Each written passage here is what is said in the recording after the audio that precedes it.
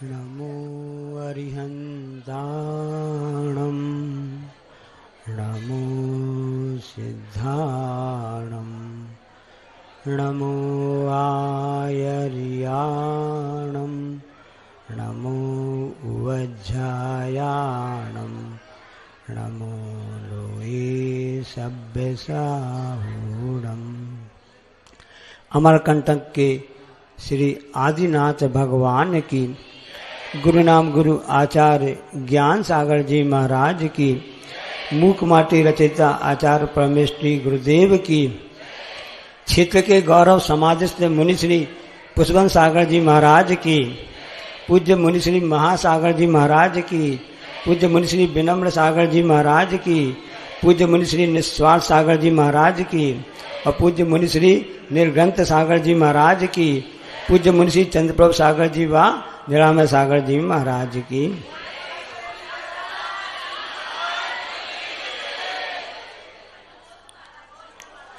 Are है तो पार है, आर है तो पार है, और पार है तो मझधार है। जब भी नदी नाला बहते हैं, आर है तो पार है और पार है तो मझधार है। यदि मझधार है तो मझधार है तो उसके लिए आवश्यक होता है खेवटिया होता है, और यदि खेवटिया है तो बेड़ा पार है। खेवटिया है तो बेड़ा पार है। पूजन में सब पढ़ते ना, खेवटिया तो मैं हो प्रभु, विनय पाठ पढ़ते ना, जय जय जय गुरुदेव। तो जिसके जीवन में देव शास्त्र गुरु रूपी खेवटिया आ जाते हैं, उसका तो पार होना जरूरी हो जाता है, अवश्य ही संभव हो जाता है। अमरकंटक की सरजमी जो पवित्र सरिता, नर्मदा और सोन आदि के उद्गम स्थल के रूप में जानी जाती मानी जाती है। और जैसा कि आप लोगों को पता है कि सबसे पहले आचार्य महाराज जी ने सहस्त्रकूट के लिए आशीर्वाद दिया था, तो इस अमरकंटक की सर जमीन में मिला था, और उसका निर्माण पूर्ण हो चुका है। और उसी कार्यक्रम के लिए आप सभी लोग यहाँ पर कल से प्रारंभ होने वाले पंच कल्याण प्रतिष्ठा महोत्सव गजत महोत्सव में आप लोग यहाँ पर आए हुए हैं। देखो आचार्य श्री की मानता देखो, आचार्य श्री ने भी रस्ते बिहार में कहा था, हमने सुना है कि यहाँ पंच कल्याणक होने वाला है अमरकंटक में, सब लोग पहुंच रहे हैं, तो हम भी उसी में शामिल हो रहे हैं। इसलिए आ रहे तो पार है। इस भावना से यदि आप लेकर के आए हो तो जरूर आपका कार्य पूर्ण हो जाएगा। कुछ प्रक्रिया चल रही हैं, इस कारण से आचार्य उस कार्य में व्यस्त हैं। इसलिए आचार्य महाराज जी ने आज सबके लिए कहा कि सबके लिए आशीर्वाद बोल देना, जितने भी आवत सावत श्रद्धालु जन पूजन करने वाले आए हैं, और उसके हिसाब से तैयारी में जुट जाना, क्योंकि समय का भरोसा नहीं है। हम तैयारी तो बहुत करते रहते हैं, बहुत सोचते रहते हैं, जमाने की सोचते रहते हैं, कर कुछ नहीं पाते हैं। ज्यादा सोचना अच्छा नहीं है, बल्कि ज्यादा करना ही सबसे अच्छा है। एक प्रसंग आ गया, बस प्रसंग बता रहे आपके लिए कि एक मक्खी थी। उस मक्खी ने क्या किया, किसी के जो टकला था ना, जिसका से टकला होता है, वहां पर जाकर के वो मक्खी बैठ गई। हम आपको रहस्य की बात बताना चाहते हैं, जोक के माध्यम से बताना चाहते हैं कि समझ में आ जाए। तो उसको मक्खी उसे टकले शरीर मतलब सिर में जाकर के बैठ गई। उसकी साथी मक्खी ने बोला, अरे दीदी बधाई हो बधाई हो बधाई हो। क्यों, क्या बात है, क्यों बधाई दे रहे हो? उन्होंने कहा कि आपने अपने लिए बहुत अच्छा मकान ढूंढ लिया है। उसने क्या कहा, बहुत अच्छा मकान ढूंढ लिया है। तो जो मक्खी सिर पर बैठी थी, उसने कहा, पगली कहीं की, अभी तो मैंने प्लाट खरीदा है, अभी तो मकान बनवाना बाकी है। सब हंस तो रहे हैं, हमारे साथ भी ऐसे ही है। हम प्लाट पे प्लाट खरीदते जा रहे हैं, योजना लंबी चौड़ी बनाते जा रहे हैं, तो ये नहीं जानते जीवन कोई भी भरोसा नहीं है। अपने घर को देख बाबरे, सुख का जहां खजाना रे, क्यों पर में सुख खोज रहा है, क्यों पर का दीवाना रे। इसलिए पर को खोजना बंद करो, अपने आप में देखो, और अपने आप में देखने का सबसे अच्छा गोल्डन चांस, स्वर्ण अवसर आचार्य श्री के आशीर्वाद से आप सबको मिलने जा रहा है। कल 25 तारीख से लेकर के 1 अप्रैल तक होने वाला है। इसमें यदि आपने अपना प्लाट ढूंढ लिया, समझ ना प्लाट, क्योंकि लोगों कहते हैं ना यहाँ पे सुनने में आया है यहाँ व्यवस्था नहीं है, ऐसा नहीं है, वैसा नहीं है। चिंता मत करो, कमेटी पूरे इस दृष्टि पर तैयारी में लग गई है। जब आचार्य महाराज जी ने 27 फरवरी को बिहार किया था डोंगरगढ़ चंद्रगिरी से अमरकंटक के लिए, उनका लक्ष्य था। कमेटी वाले पहुंच गए, 85 क्या करना है, अरे करना क्या है, हम तो समझा कि निमंत्रण पत्र आ गया है तो हम भी आमंत्रण में अमरकंटक जा रहे हैं। उस समय से कमेटी जी जान से लग गई और उस समय कमेटी ने इतने अच्छे प्लाट ही नहीं, अच्छे आपके लिए मकान कमरे बना करके भी तैयार कर दिए हैं। क्यों, सही बात है ना, इसलिए पूरी व्यवस्था है। इसलिए आप अब आपको प्लाट ढूंढने की जरूरत नहीं है, बना बनाया मकान आपको यहाँ पर मिल जाएगा। सिर्फ भाव बनाने बस की बात है, अपने मन में भाव संजो कर लाइए और यहाँ पर प्रभु की आराधना कीजिए और पूरे 5-6-7 दिन में आप देखेंगे किस तरह से आचार्य श्री के कर कमलों के द्वारा वह पाषाण से भगवान बनने की प्रक्रिया कैसी होती है। उस समय आप देखेंगे किस तरह से स्वर्गों के देव यहाँ पर आते हैं और पूरा महोत्सव मनाते हैं। पंच कल्याण कोई साधारण बात नहीं है, पुण्यहीन है। ये मत सोचना कि हम बड़े पुण्यशाली जीव हैं, हम बड़े पुण्यहीन हैं कि इस काल में हमको साक्षात भगवान के समक्षण दर्शन नहीं हो रहे हैं। लेकिन हमारा इतना पुण्य भी है, हम सबके लिए आचार्य के सानिध्य में ऐसे समक्षण की रचना पंचकर्ण देखने का अवसर मिल रहा है। इसलिए गोल्डन चांस को आप लोग छोड़ना नहीं, इतना महत्वपूर्ण होता है। किस तरह से होते हैं, अभी जो आप भाव बनाएंगे, देखो उस समय भगवान के माता पिता जो बने हुए हैं, परसों आपने बोली सुनी थी ना, सबने भाव से भाव लिए। स्वाधर्मिंद, सची इंद्राणी और कुबेर इंद्राणी, महायज्ञ नायक, यज्ञ नायिकाएं, और इस हिसाब से सभी भरत चक्रवर्ती, बाहुबली, सब पात्र बने हुए हैं और भी बनते जा रहे हैं।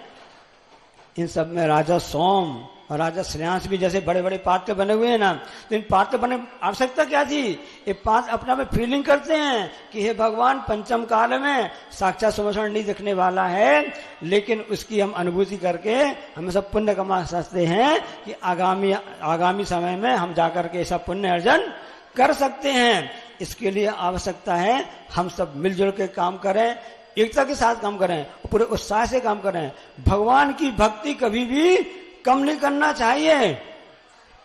किसी ने कहा ना कि बादल बहुत दूर होते हैं, बादल दूर बहुत होते हैं ना, यहाँ पानी का मन हमेशा बना रहता है, लेकिन यहाँ की आप सबकी विशुद्धि ऐसी हुई, पिछले 5 से 8 दिन से पानी ओला की शुरुआत हो गई थी, वो खूब चल रहा था, लेकिन आचार्य श्री चरण पड़ते ही यहाँ पर एकदम सुभिक्ष हो गया है, क्योंकि पुण्य के कण यहाँ पर आने लगे हैं, उसका ये प्रभाव है। तो बादल बहुत आते रहते हैं ना, पानी बरसता, तो बादल बहुत दूर होते हैं, पास में बरसते हैं। और हम कैसे भाग्य पुण्यहीन हैं कि हम गुरु भगवान के पास में रहकर भी दर्शन को तरसते रहते हैं। कभी शिकायत करते रहते ना, दर्शन नहीं हो रहे हैं ना, अपने अंदर के भावों को ऊंचा बनाइए, उत्कृष्ट कीजिए, तब आपके मन की भावना पूर्ण हो सकेगी। इसलिए हमेशा हम सबके लिए समय कार्य में सामूहिक कार्यक्रम होता है, पूरे उत्साह से भाग लेना चाहिए और एक दोस्ताना अंदाज ही अपनाना श्रेष्ठकर होता है। संसार में आप कोई भी काम कराने से चाहो तो तलवार की नोक पर नहीं होता है ना, तसल पे होता है। बच्चे को आप डांट रहे हो और कुछ कर भी जम से कह रहा है ये काम करो, उस समय हाँ तो बोल देगा, सब कर देगा, अंदर अंदर वो ना ही कर देगा, बुझे मन से वह कार्य करेगा, लेकिन कार्य तो करेगा, दबाव में काम करेगा, लेकिन बुझे मन से करेगा। इसलिए हमको बुझे मन वाली आवश्यकता नहीं है, मन में उत्साह होना आवश्यक है, तभी उसका पुण्य फल मिलेगा। अब हवा चल रही थी और धूप भी निकल रही है। अब ऐसा हुआ कि हवा ने और धूप ने दोनों ने कहा कि ये बताओ बच्चा कौन ताकतवर है। हवा जो बादल होते ना, हवा, उन्होंने कहा कि मैं ताकतवर हूं। धूप ने कहा कि नहीं मैं ताकतवर हूं। ठीक है, आप प्रयास कर लीजिए, आप कल के देख लीजिए। तो धूप ने ऑफर दिया, अच्छा वो व्यक्ति बैठा हुआ, बूढ़ा आदमी बैठा हुआ है, जो कंबल ओढ़े बैठे हुआ है, उसको ठंड लग रही है, तुम उसकी अपनी ताकत दिखाओ, उसे कंबल उससे अलग करके बताओ। हवा ने कहा ऐसी बात है, ठीक है। हवा चलना चालू हुई और धीरे धीरे उसने अपनी गति बढ़ाना चालू किया। इतनी गति बढ़ाई, तो अब जैसे जैसे उसकी गति बढ़ती गई, क्रिकेट में आप लोग देखते रहते ना, जो फास्ट बॉलर होता ना, उसकी गति आप लोग देखते रहते कितने किलोमीटर प्रति घंटे की रफ्तार से चल रही है, देखते ना। उनसे भी कहीं तेज गति के द्वारा उस हवा ने अपना प्रभाव देखना चालू किया। आप क्या समझते हैं कि बूढ़े व्यक्ति जो कंबल ओढ़े बैठा था, उस हवा से उसका कंबल उड़ गया होगा? नहीं हुआ। जैसे जैसे हवा की गति बढ़ती गई, वह बूढ़ा दादा अपने कंबल को जोर से पकड़ के बैठा रहे कहीं उड़ ना जाए, और उसने बहुत तेज गति भी हवा ने अपनी कर दी, लेकिन वह बूढ़े दादा का कंबल को अलग नहीं कर पाया। अंत में वह हार गया। उसने हवा ने कहा कि ठीक है, मैं तो नहीं इसका अलग कंबल कर पाई हूं, अब तुम एक काम करो धूप दादा, तुम इसका कंबल लगा के बताओ तो मैं जानू कि तुम ताकतवर हो। तो धूप ने कहा ठीक है। धूप ने अपनी किरणों को फैलाना चालू किया। अभी 3-4 दिन से तापमान बहुत कम था, 18-19 चल रहा था, तो धीरे धीरे बढ़ता गया, 22-23 हो गया, कितना हो गया है। और सुना है, लोग बताते ना, मोबाइल में आ जाता है वेदर, आगामी वेदर 6-7 दिन का, और तापमान हमेशा आगे वाला है, इसलिए ठंड से डरने की आवश्यकता नहीं है।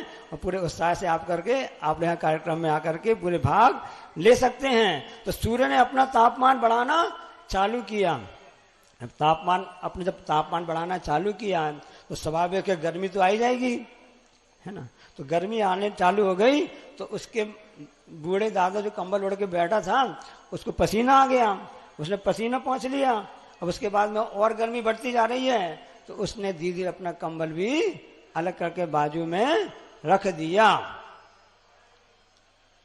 मतलब जो कार्य हवा नहीं कर पाई, वो कार्य सूर्य ने करके दिखा दिया, क्योंकि सूर्य ने समझ लिया कि किसी का मन जीतना है, किसी का कार्य संपन्न कराना है, तो दोस्ताना अंदाज ही काम में आता है। इसलिए आप सबको समझना चाहिए कि यहाँ पर आए हुए हैं, हमको इस ढंग से कार्य करना है, प्रभु की भक्ति करना है, गुरु की आराधना करना है, जनवाणी का श्रवण करना है, एक दोस्ताना अंदाज, मिलजुल कर एकता के साथ में। क्योंकि भगवान की भक्ति सबसे बड़ी होती है। बड़े बड़े उसमें षट्खंका में लिखा है कि ऐसे निधत्य निचादित कर्म जो हमारे जीव ने अज्ञान अवस्था में बांध लिए हैं, उसका फल तो निश्चित से भोगना ही पड़ता है।